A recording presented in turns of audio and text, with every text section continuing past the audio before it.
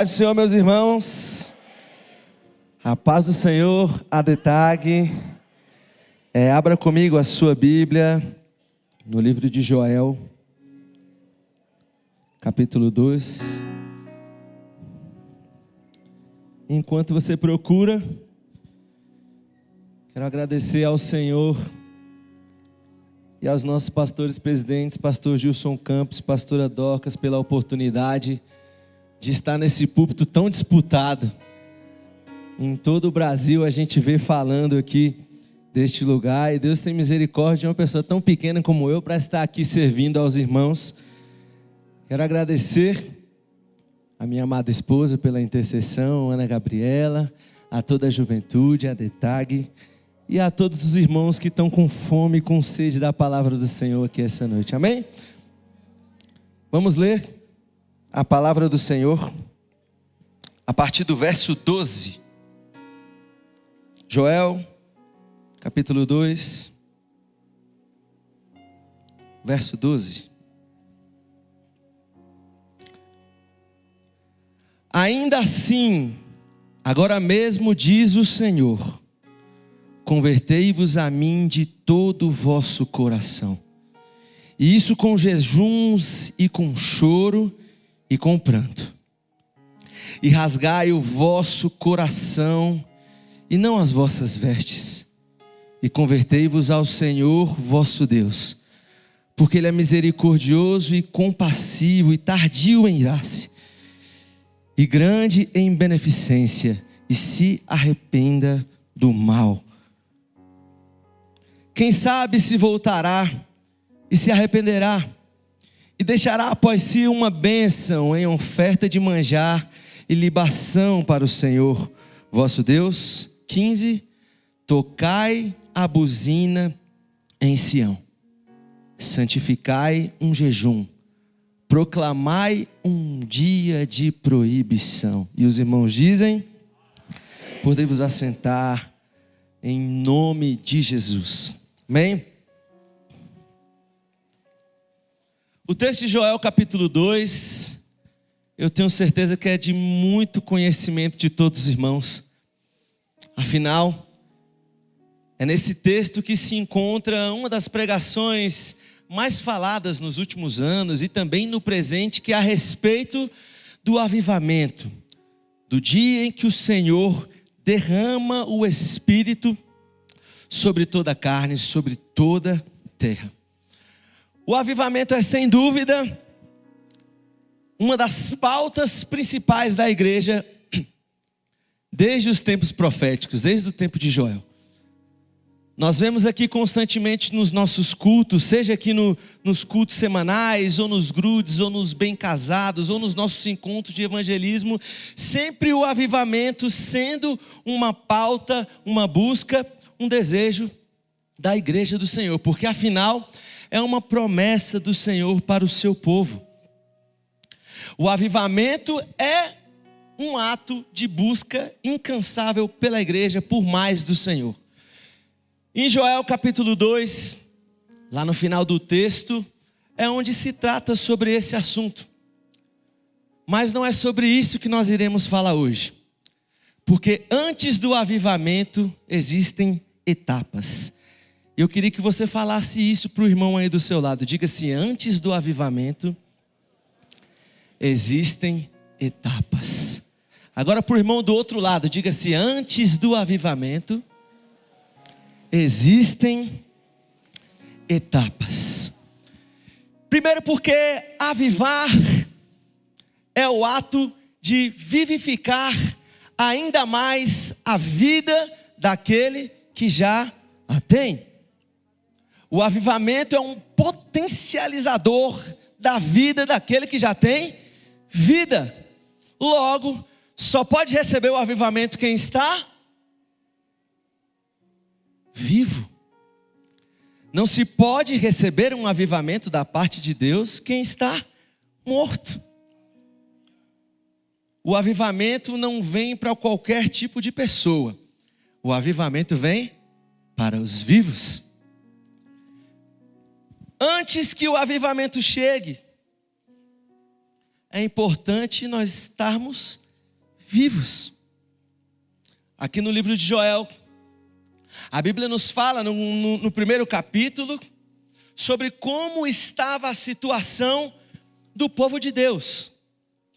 E olha só que interessante, para a glória do Senhor, Deus tocou no coração da nossa liderança, a diretoria aqui da igreja, e escolheu um tema muito importante e essencial para a igreja. Qual é o tema do nosso ano?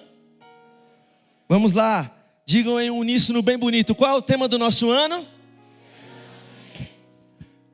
Quando Deus tocou na liderança da nossa igreja para tratar sobre quebrantamento, eu não tenho dúvidas que é sobre isso que a ADTAG está precisando ouvir.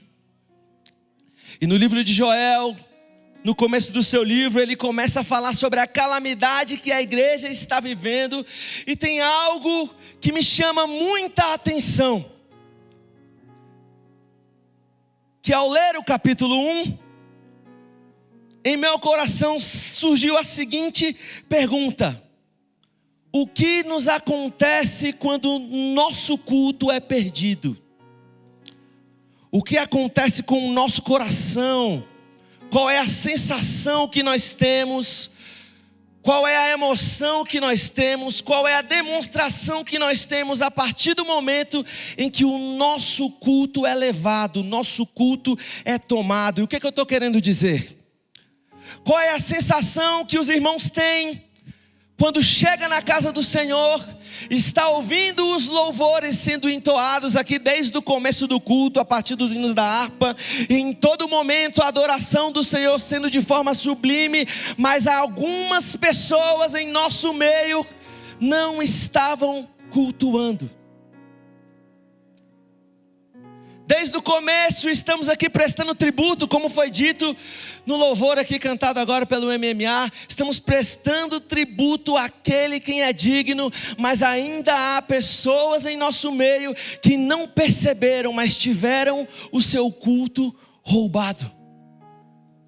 E o profeta Joel fala para o povo de Israel, em nome do Senhor, e diz assim: anciãos, será que aconteceu no dia de vocês isso que eu vou contar?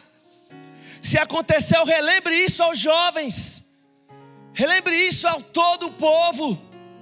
No dia que o trigo foi levado, no dia que o vinho acabou, no dia que o gado foi levado, os utensílios que prestamos culto ao Senhor foram levados. A ira do Senhor se acendeu, e o dia do Senhor está próximo.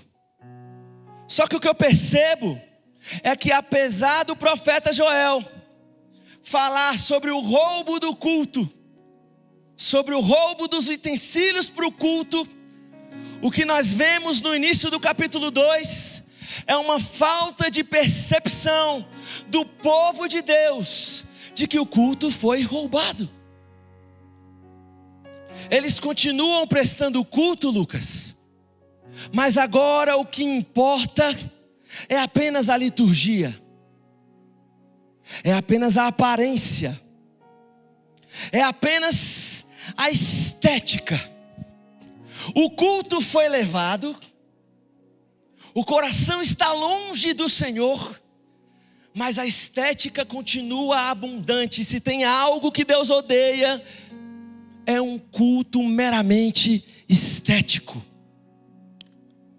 Um culto que aparentemente é bonito, é cheio de luzes, é cheio de vozes, é cheio de técnicas, é cheio de pessoas com belos vestidos, com belas roupas, de pura estética, mas é um culto que Deus abomina.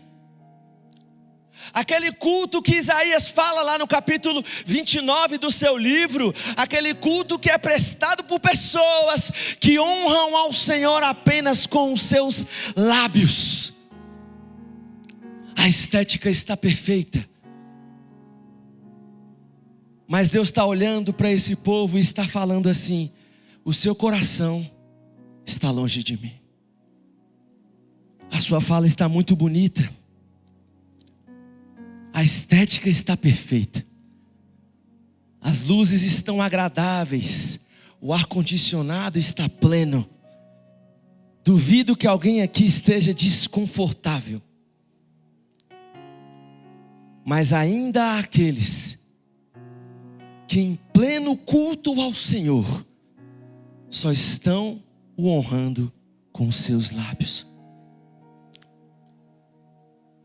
A Bíblia fala, lá em Isaías capítulo 1, o profeta Isaías está falando para um povo, e talvez a mensagem seja extremamente assustadora, porque no meio do capítulo, a primeira mensagem que Deus dá ao profeta é assim: parem o culto, parem de fazer sacrifícios, parem de cantar louvores, eu não aguento mais a musicalidade de vocês. Parem, eu não quero mais a sua oferta, eu não quero mais o seu cântico, eu não aguento mais o seu sacrifício.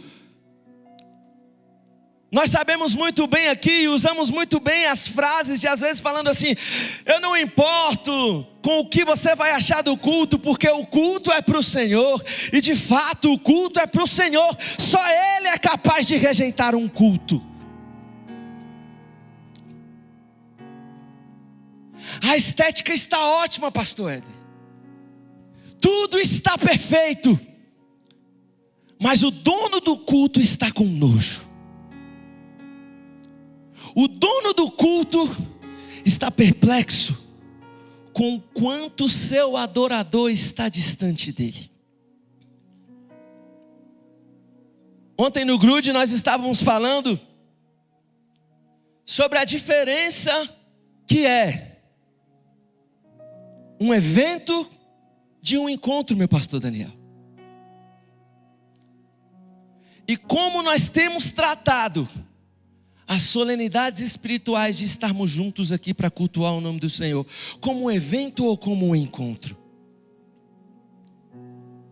O evento, não importa quem está do seu lado,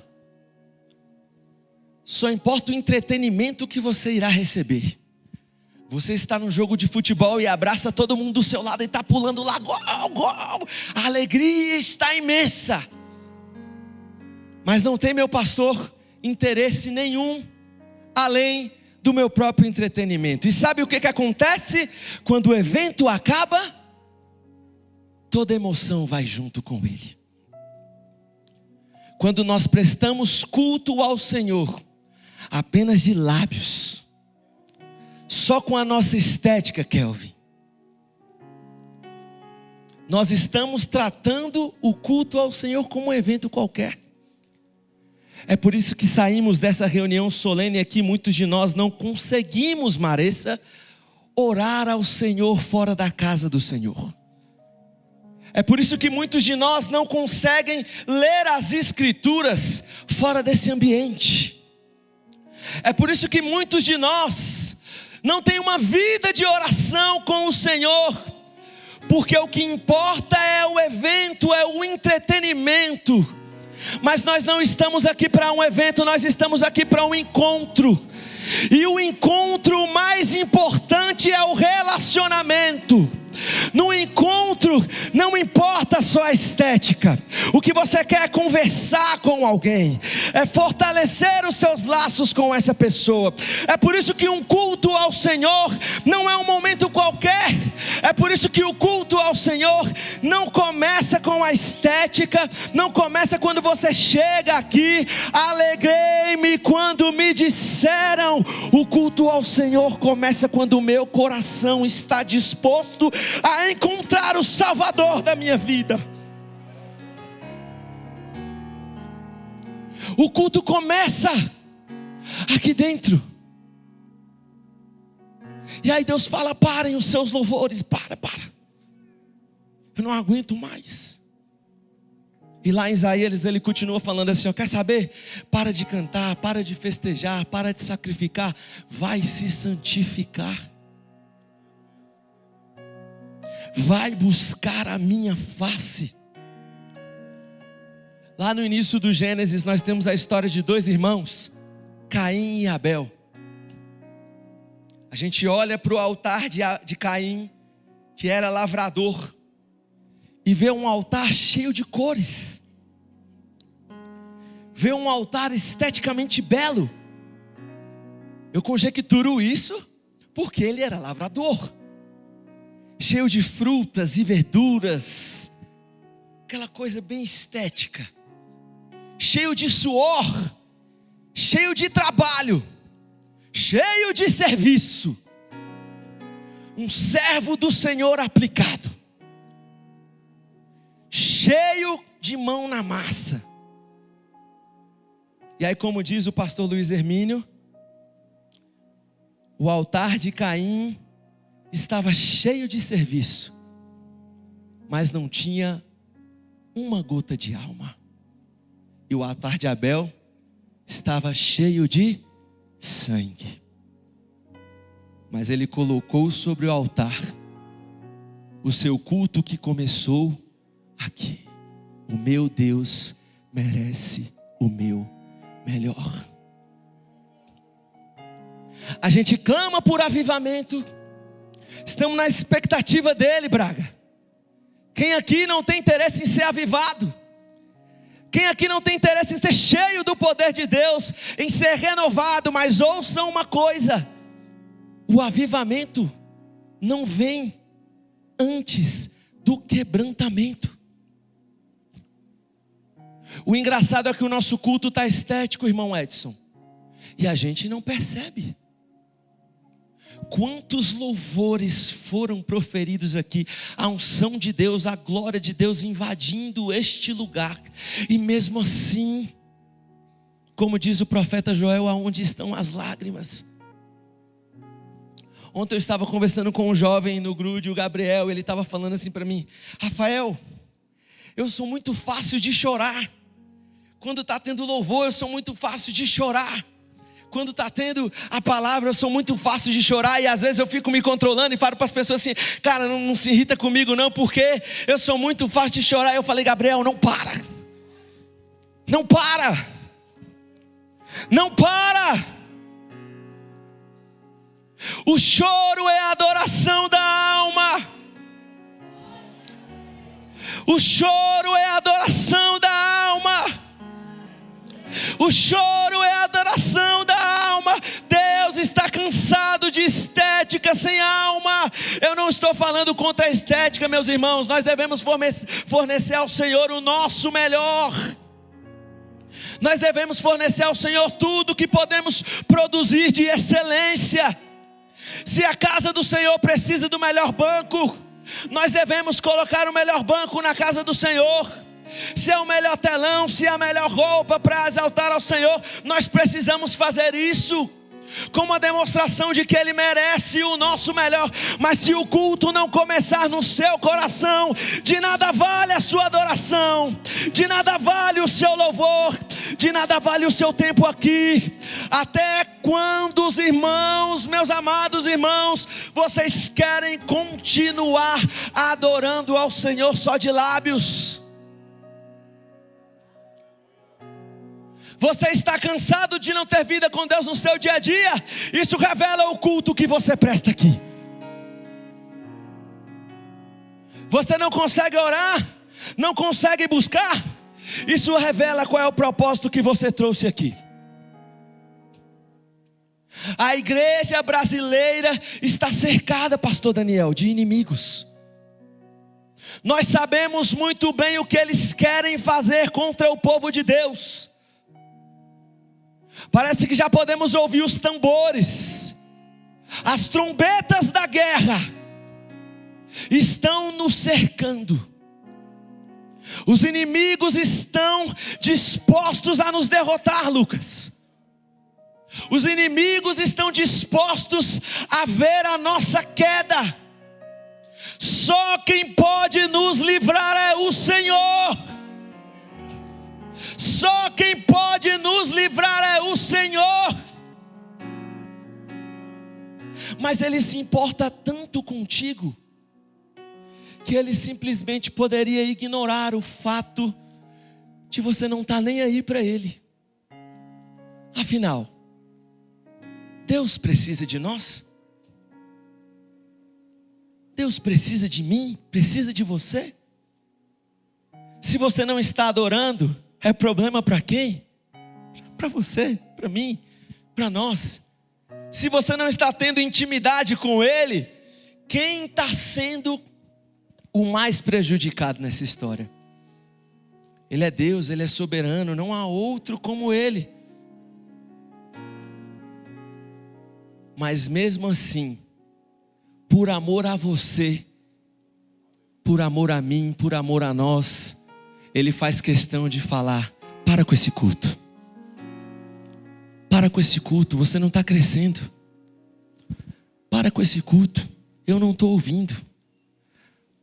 Para com esse sacrifício, não é para mim que você está fazendo isso. Para. Para com essa adoração falsa. Para com essa palha que o vento leva. Para com isso, só você que está sendo prejudicado. Você não vê que quando você não desfruta da adoração na casa do Senhor, é você que sai perdendo? Você não vê que no momento da palavra do Senhor, você prefere estar no seu celular vendo as notícias do Instagram no momento, vendo qualquer outra coisa a não ser esse ambiente de culto? Quem está perdendo é você. E aí Deus está falando com você: para com isso, para com isso, para com isso. Para com esse louvor. Está na hora de um restart na sua vida. Quebra esse coração de pedra aí. Quebra esse coração de pedra, irmão Juvenal. Quebra esse coração de pedra, detalhe. Quebra esse coração de pedra. É só você que está sendo prejudicado. Você não vê que quando você não desfruta da presença do Senhor, na casa do Senhor, é só você que sai vazio daqui? Você não vê que quando você no meio da adoração só está olhando quem está adorando, não está participando da adoração, é só você que sai vazio daqui? E chega lá fora, o exército dos inimigos te consomem, o dia a dia te consome, as horas do seu trabalho te consome, o estresse da sua vida te consome. Porque quando chega aqui no banquete, na mesa do Senhor, você prefere a estética.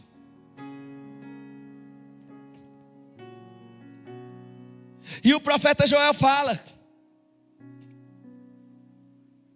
o louvor foi roubado,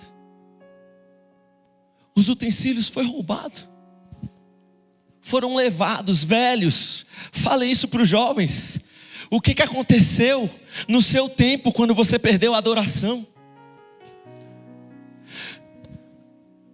Conte para os jovens o que aconteceu quando o Espírito do Senhor se distanciou da sua vida. Só tem uma coisa que afasta a presença de Deus de nós, e ela se chama pecado. Conte o testemunho para as pessoas que estão ao seu redor, como é medíocre a vida de quem anda na estética, como é a vida de quem não tem o coração voltado à adoração ao Senhor. É assim que o conselho de Joel começa. O conselho do Senhor através de Joel começa: conte para as pessoas o que aconteceu quando a oferta foi levada. O que você veio trazer aqui essa noite? O que você veio colocar sobre o altar do Senhor essa noite? O que você veio entregar como adoração ao Senhor essa noite? Eu não sei, mas eu sei o que o Senhor quer de você. E o que Ele quer é um coração contrito e quebrantado. Um coração, pastor Hélio, que não espera sentir para adorar. Porque parece que o sentimento virou o único motivo que eu preciso para adorar o Senhor. Se eu não sinto, eu não canto. Se eu não sinto, eu não bato palmas. Se eu não sinto, eu não dou glória a Deus e aleluia. Se eu não sinto, eu não choro aos pés do Senhor. Se eu não sinto, eu não acompanho o coral, o MMA, a banda. Se eu não sinto, eu nem sequer presto atenção no culto. Afinal de contas, quem é o seu Deus? Aparentemente é o seu sentimento, porque é Ele que determina o seu nível de entrega. Mas o apóstolo Paulo diz assim: nós não andamos por vista. Já dizia aquele ditado popular, né? Vou fechar os olhos, porque os que os olhos não vê, coração não sente. Significa que o que os olhos veem, o coração sente.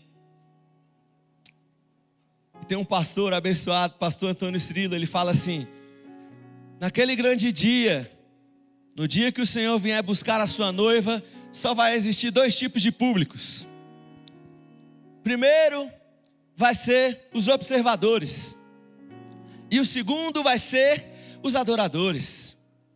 Quando tocar a trombeta do Senhor, os adoradores vão continuar fazendo aquilo que fizeram sempre: adorar ao Senhor, e vão ser levados nas nuvens e nos encontraremos com Ele na glória.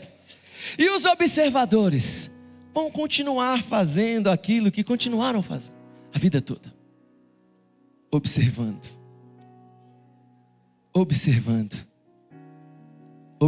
enquanto o culto acontece, enquanto a presença de Deus, Ellen, passa em nosso meio, enquanto os dons do Senhor são distribuídos no meio do seu povo, enquanto a salvação e a graça e a misericórdia do Senhor é derramada sobre nós. Existem os adoradores e existem os observadores, que não estão cultuando, mas estão aqui em nosso meio. Conte, observador, como é a sua vida. Conte como é não ter a presença de Deus quando sai por essas portas. Conte como é dizer, Atos, que ouve a palavra do Senhor sem sequer abrir as escrituras no seu dia a dia. Deus está falando contigo através de quê? Você nem sequer ora, você nem sequer busca, mas no culto está aqui bem vestido, bem trajado, consegue fazer a performance de adoração. E não se preocupe, o irmão do seu lado não está te julgando, porque o culto não é para ele. Tem outra pessoa que está avaliando a qualidade do seu sacrifício. E como eu disse muito bem, essa outra pessoa, que é o Senhor da glória, poderia muito bem te rejeitar. A Bíblia até fala, né, pastor Éder, que em um momento ele fez isso, entregou aos homens as suas próprias paixões. Tá ok, deixe de orar então, vai lá. Deixe de buscar, vai lá. Vai lá então, se suja no pecado, fica à vontade. Faça a sua própria vontade. Se tem algo que Deus pode fazer conosco, que é uma das maiores desgraças, é Ele nos entregar as nossas vontades. Não é à toa que o salmista Davi, ao pecar mais uma vez, porque nós pecamos, nós somos carne, mas permanecer no pecado, já dizia também o salmista lá em Salmo capítulo 1, bem-aventurado o homem que não anda segundo o conselho dos ímpios e nem se detém. A pessoa que está se prendendo, ela já ouviu a palavra da salvação, Rafinha? Ela já ouviu que tem uma graça disponível para ela.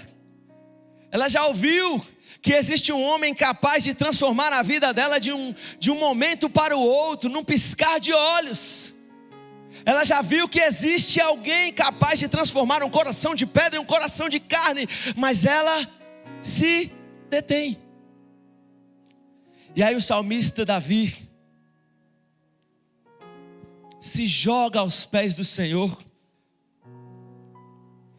E na metade do Salmo 51 ele fala assim: Pai, arranca tudo de mim, só não tira de mim o teu Espírito.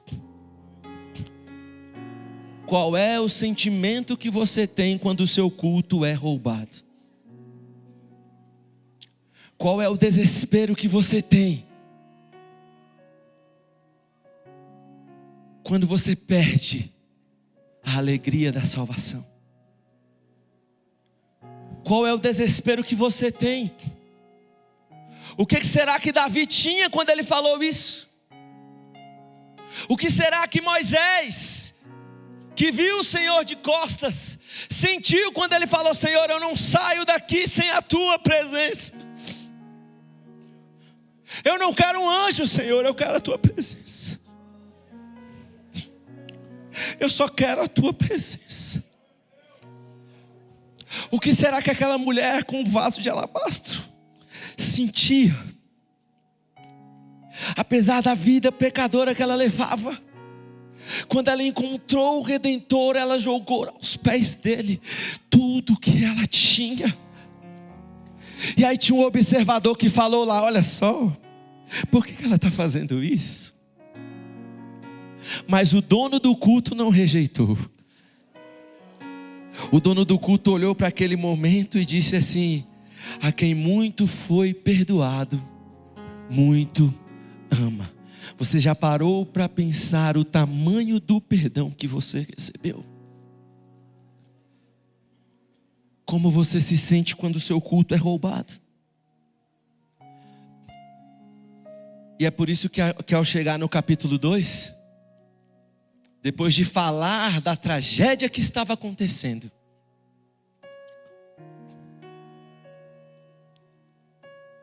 chega então o dia do Senhor. E o profeta Joel diz o quão terrível será esse dia. E então chegamos no verso 12, aonde a Bíblia diz assim: agora porém declara o Senhor. Quem é que está declarando, meus irmãos? É o irmão Rafael que está dizendo isso? É o profeta Joel que está falando isso? Não, quem está falando é o Senhor. E o que o Senhor Deus diz? Volte-se a mim. Ele podia rejeitar o seu culto, jogar você às suas vontades, deixar você isolado no seu pecado, deixar você cercado pelos seus inimigos, ouvindo os tambores, ouvindo as festas deles contra você, o preparo para a batalha. Ele poderia fazer isso, mas Ele te ama tanto que Ele te chama: volte para mim. Aquele culto que você estava prestando eu não quero mais, mas eu quero te mostrar que você pode prestar um culto muito melhor. Eu quero te dizer que eu quero aceitar o seu culto, só que eu quero aceitar o seu culto da maneira correta. Eu não quero aceitar o seu culto pela metade. Lá no Salmo 33, verso 3 diz assim: cantai ao Senhor um cântico novo, louvai ao Senhor com júbilo, com alegria, fazer isso com habilidade. Então louvar ao Senhor, precisa sim de habilidade, técnica, performance, estética. Mas só isso não é o suficiente. Se não tiver o coração, toda a estética está lançada na lama, porque você criou a adoração para uma outra pessoa. Mas quando tem um coração contrito e quebrantado, mesmo com toda a estética, ela não tem importância nenhuma, porque a glória de Deus toma toda a casa, e os adoradores começam a se manifestar. E os adoradores, quando veem a glória de Deus, e a Bíblia diz que a glória de Deus está aqui em nosso meio, porque ela diz assim, que os serafins cantavam e diziam uns aos outros: Ele é santo, Ele é santo, Ele é santo, Ele é santo. Sabe como é que um adorador se comporta? Dessa maneira: Ele é santo, Ele é santo. Eu não sei falar outra coisa a dizer que Ele é santo, Ele é santo, Ele é santo. O Senhor dos exércitos é santo. Tem um exército nos cercando, pronto a nos derrotar, mas o Senhor dos exércitos é santo. E toda a terra está cheia. Toda a terra está cheia. Sabe o que a Bíblia está me dizendo, meus irmãos? Que tem glória de Deus aí, que tem glória de Deus nos envolvendo, que tem glória de Deus derramando sobre nós a presença do Senhor, e o manto do Senhor está cobrindo todo o templo, e a glória do Senhor está sendo manifesta, mas os observadores não conseguem compreender quando um adorador acessa a glória do Senhor, e ele não consegue falar outra coisa a não ser santo, a não ser glória a Deus, a não ser aleluia. Está aqui na escada, está falando glória a Deus, aleluia, está falando em línguas estranhas, está tocando um instrumento e para de tocar para se quebrantar aos pés do Senhor, porque a estética não é mais importante. O que importa é que a glória do Senhor encheu toda a casa, e só há uma maneira de entregarmos ao Senhor a adoração que Ele quer: primeiro, se voltando para Ele. Segundo, não se volta de qualquer maneira, porque Deus não quer nada pela metade. Ele fala assim: voltem-se para mim de quê? De todo o seu coração. Porque aonde está o seu tesouro? Aonde está o seu tesouro? O que Deus está falando é assim: ó, o maior tesouro que você pode ter é a minha presença. O maior tesouro que você pode ter é a minha presença. E a Bíblia diz, lá em Salmo 34, no verso 18, que o Senhor está perto do quebrantado. O Senhor está perto do quebrantado. O coração quebrantado atrai a presença do Senhor, porque a Bíblia fala que Ele não despreza um coração quebrantado. Salmo 51:17 diz: os sacrifícios que agradam a Deus são de um espírito quebrantado, e um coração quebrantado e contrito o Senhor não despreza. Deus despreza a estética pela estética, mas tem algo que Ele não despreza: um coração quebrantado. O coração quebrantado atrai a presença do Senhor. E talvez muitos aqui, estou finalizando, estejam dizendo assim: olha, mas a minha adoração está tão boa. Nossa, mas a minha oração está tão ali 7.2, eu entreguei tudo que eu tinha hoje. E aí a gente volta à pergunta: mas quem é que tem que avaliar a sua adoração? É o Senhor. Mas a Bíblia nos diz a forma que Ele avalia: pelo seu coração.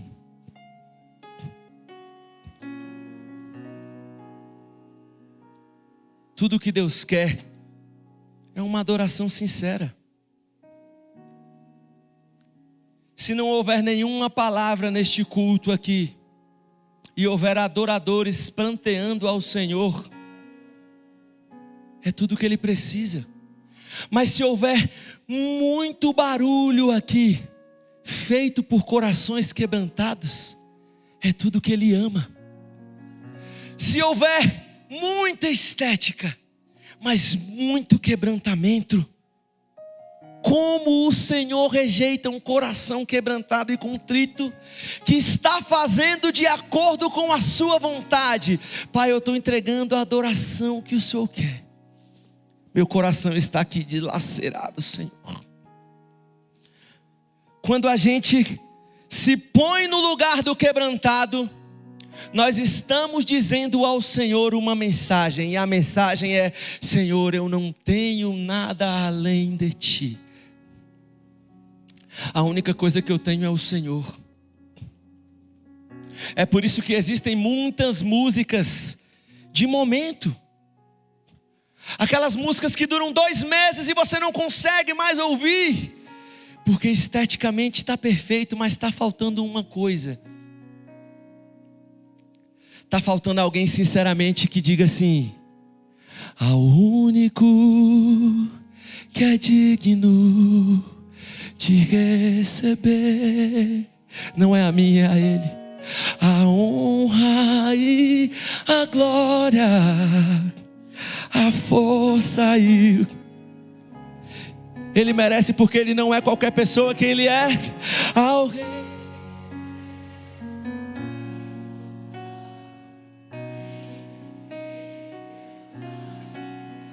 É pra Ele ministramos o louvor. Vamos lá, quebrantado, diga isso pra Ele. Coroamos, coroamos.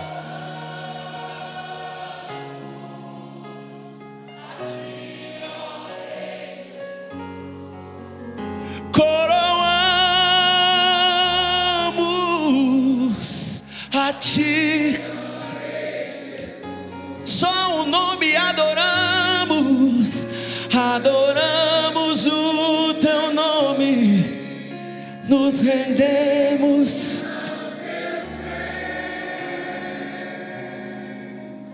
consagramos. Peraí, eu não entendi muito bem a detalhe. É consagramos só a metade? É como? Consagramos. Não, mais uma vez. É só um terço? É só uma parte? Consagramos todo. Voltem-se para mim de todo o coração, com jejum. O jejum nos ensina que dependemos do Senhor. Com lamento, as lágrimas precisam voltar a fazer parte dos nossos cultos. E com pranto, declarando ao Senhor que só precisamos dEle para sobreviver. Pode tirar a coroa, Pai, pode tirar o reino, pode tirar o emprego, pode tirar a casa, pode tirar o carro. Eu não quero essa chave, Senhor, eu quero a Tua presença. Oh, aleluias. Rasguem o coração e não as vestes. Voltem-se para o Senhor, o seu Deus. Olha como Deus te ama, mesmo dando uma adoração de qualquer maneira, mesmo dando uma adoração que Ele não quer mais receber, Ele está querendo receber você de volta e ainda declara: eu sou o seu Deus, eu sou o seu Deus. Pois Ele é misericordioso e compassivo, muito paciente e cheio de amor. Arrependa-se, arrependa-se. O avivamento está próximo, eu não tenho dúvida alguma disso. Mas é impossível, Wellington, acontecer um avivamento sem que antes aconteça um quebrantamento. É impossível acontecer um avivamento sem que antes haja um quebrantamento. Porque quem não adora ao Senhor em espírito e em verdade, não sabe o Deus que adora. Não é isso que Jesus diz? Você adora o que você não sabe. Quem não adora em espírito e em verdade, não sabe o Deus que adora. É por isso que não sabe os pedidos que podem ser feitos em oração. É por isso que não sabe como agradecer ao Senhor. por tudo que ele tem feito. É por isso que não sabe nem mesmo, Emanuel, às vezes se quebrantar. E nem mesmo, pastor Éder, se arrepender. Porque tem vergonha de assumir o seu pecado. O mais interessado em arrancar esse pecado da sua vida é o Senhor. Se você guarda o seu pecado em oculto no seu coração,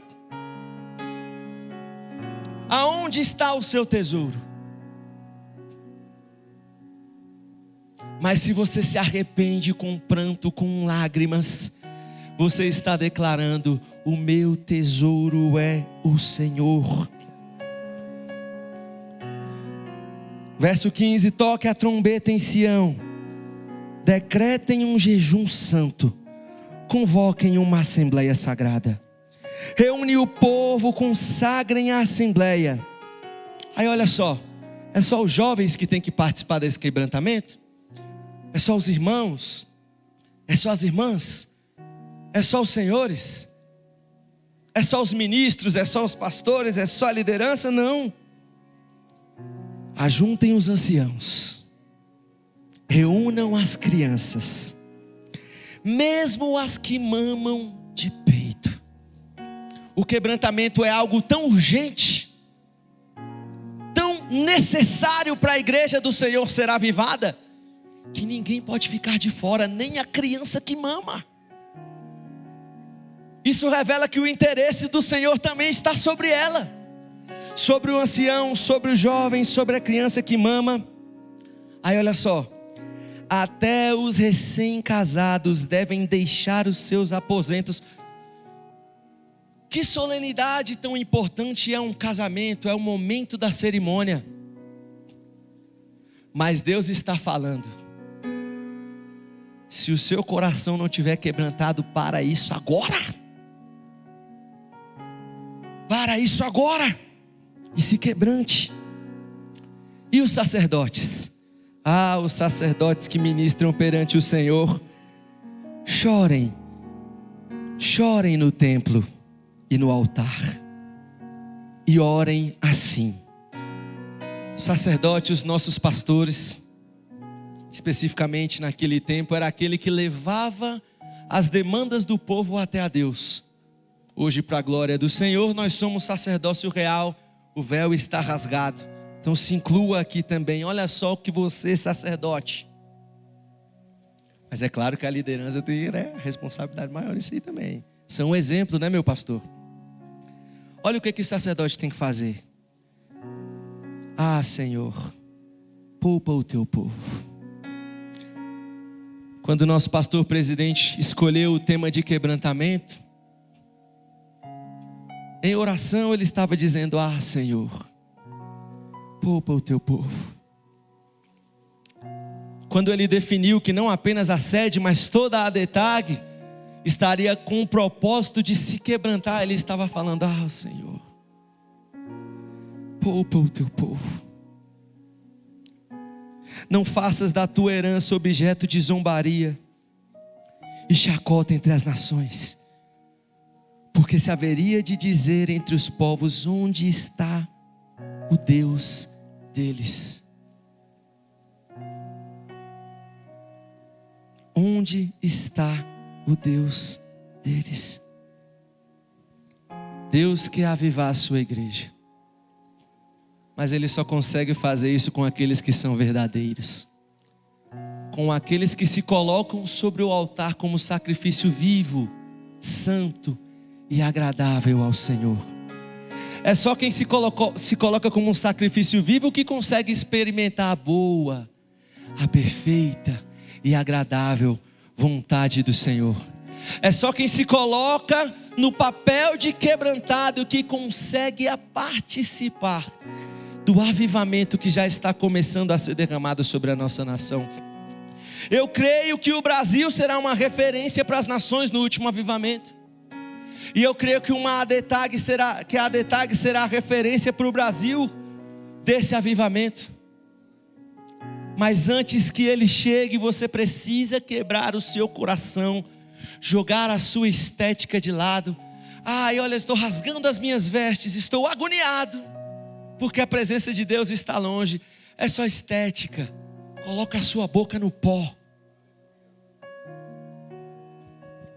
Rasgue o seu coração. E quando o avivamento chegar, quando o avivamento chegar, e depois disso o que, meus irmãos? Depois do quebrantamento. Repita aí, e depois disso, diga assim, e depois disso. Mais uma vez, e depois disso. Para você não se esquecer, fale para o irmão do seu lado assim, ó, e depois disso. Agora para o irmão do outro lado, fale, e depois disso. Veja, não é antes, não é durante, é o quê? Depois disso, depois do quebrantamento, derramarei do meu espírito sobre toda a terra. Aí olha só as pessoas que participaram do movimento do quebrantamento, o que acontece com elas, ó. Os seus filhos e suas filhas profetizarão.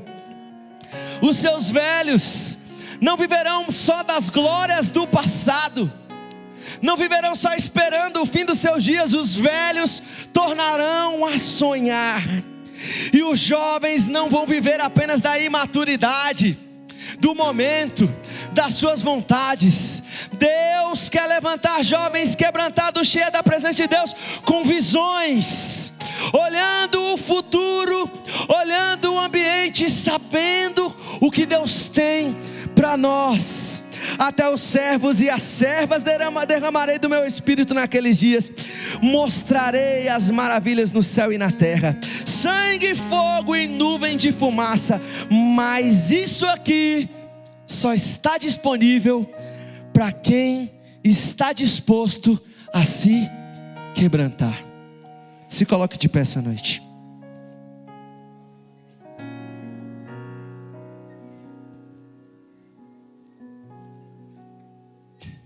Deus sabe qual é o nível da sua adoração, mas você também sabe. Por isso essa noite, nessa oração, quero orar com você rapidinho. Eu queria convidar você a ser sincero com o Senhor e dizendo: Pai, eu não quero ser mais o mesmo. Quebra o meu coração, Senhor. Eu não quero mais adorar só por te sentir. Só por sentir, eu quero saber que o Senhor está presente, porque a fé me permite isso. E a Bíblia fala que quem quer ter mais fé, basta pedir. Vamos orar? Pai, estamos em Tua presença essa noite, Senhor. Queremos deixar de lado toda a estética, ó Deus. Como está subindo o incenso da nossa adoração ao Teu trono, Senhor. Como está o cheiro, ó Pai, da minha adoração. Revela o meu coração a mim mesmo, Senhor, porque eu não quero ser enganado pelo meu ego, pelo meu eu, achando que eu estou no caminho certo. Quando a Tua palavra está disposta a me confrontar e a dizer que o Senhor é o mais interessado de andar comigo, de estar perto de mim, de estar comigo em todos os momentos, e a única coisa que eu preciso fazer é parar de rasgar a minha veste e rasgar o meu coração. Senhor, nós nos entregamos em Tua presença, de acordo com o que o Senhor pede, de todo o nosso coração. Receba-nos, Senhor, para a glória do Teu nome, Jesus. Amém. Amém. Aleluia.